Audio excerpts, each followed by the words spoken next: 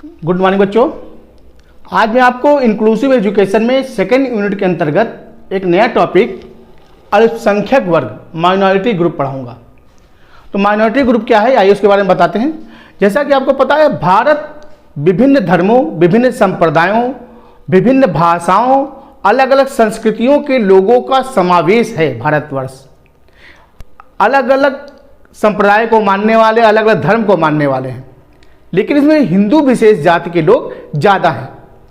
चाहे किसी भी धर्म के हों, हिंदू हैं तो वो हिंदू राष्ट्र एक तरह से भारत को माना जाता है। लेकिन इसी में कुछ धर्म ऐसे हैं जो कम संख्या में हैं, तो उसको हम अल्पसंख्यक की श्रेणी में लाते हैं। जो हिंदू वर्ग से अलग है उसको हम अल्पसंख्यक कहते हैं। तो आइए समझते हैं अल्पसंख्यक क्या है। तो अल्पसंख्यक क्यों कहा जाता है या अल्पसंख्यक का मीन क्या है, आइए बताते हैं आपको हम। पहला है अल्पसंख्यक, दो शब्दों से मिलकर बना, अल्प और संख्यक। समझ रहे? पहले का अर्थ हुआ थोड़ा और दूसरे का अर्थ हुआ संख्या, यानी थोड़ा और संख्या, अर्थात दोनों से निकल के आया कम संख्या वाले लोग। अर्थात जो कम संख्या वाले लोग हैं उनको हम क्या बोलते हैं? अल्पसंख्यक बोलते हैं। अल्पसंख्यक, इसको क्या बोलते हैं? अल्पसंख्यक बोलते हैं। क्लियर हो गया? यानी जो धर्म विशेष के लोग हैं, जो थोड़ी संख्या में हैं, उनको हम अल्पसंख्यक की श्रेणी में मानते हैं। इनमें कौन कौन से लोग आते हैं? तो इसमें आएंगे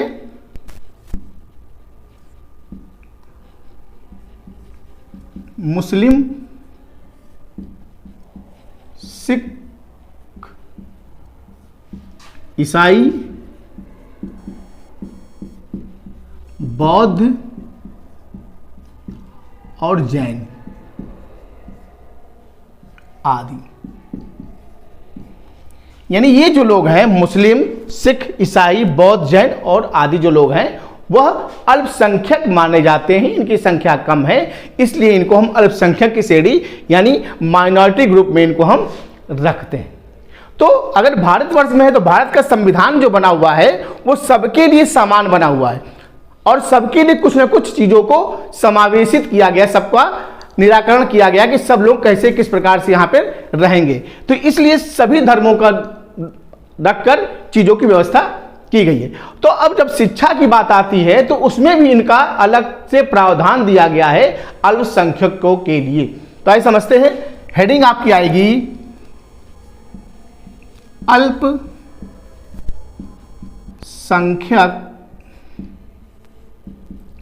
बालकों की शिक्षा। अल्पसंख्यक बालकों की शिक्षा, ये आपकी मेन हेडिंग आएगी। अब इसके अंतर्गत जो है आपका, तो अलग अलग धर्म की बात होती है तो अलग अलग धर्मों का समावेश है, तो उनके अलग अलग चीजों को भी रखा गया है। इसी संदर्भ में आइए हम देखते हैं कौन कौन सी चीजों का समावेश किया गया है। तो सबसे पहले धारा 29(2), धारा 29(2) में प्रावधान दिया गया है कि किसी भी आधार पर, अर्थात किसी भी आधार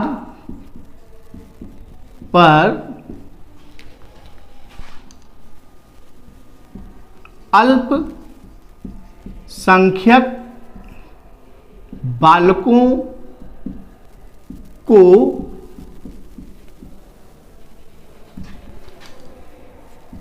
शिक्षण संस्थान में प्रवेश से वंचित नहीं किया जाएगा।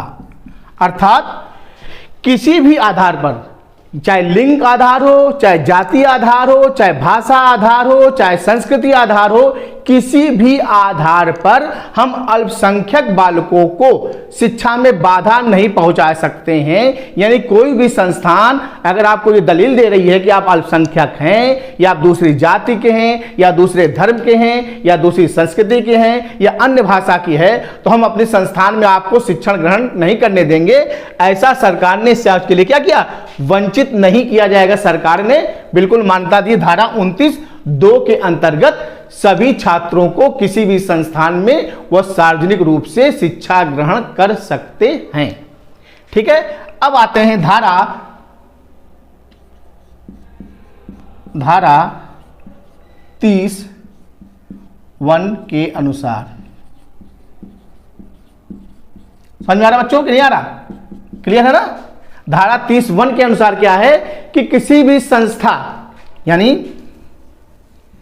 किसी भी संस्था या समिति को अल्पसंख्यक वर्ग स्थापित कर सकता है। किसी भी संस्था या समिति को अल्पसंख्यक वर्ग स्थापित कर सकता है सरकार के द्वारा। सरकार के द्वारा। क्लियर हो गया? यानी कोई भी शिक्षण संस्थान या कोई भी समिति की स्थापना अल्पसंख्यक वर्ग स्थापित कर सकता है। यह उसका अधिकार है, प्रशासनिक अधिकार है। कौन सा अधिकार है? प्रशासनिक अधिकार है। ठीक है, अब आते हैं धारा 30 के अंतर्गत। धारा 30(2) के अंतर्गत। धारा 30(2) के अंतर्गत। तो एक धारा ये थी, एक धारा ये हो गई, और एक धारा आपकी ये थी। तो धारा 30 के अंतर्गत क्या है कि सरकार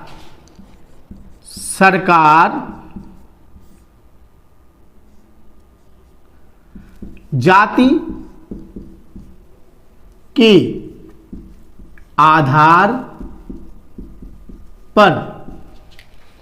के आधार पर अनुदान का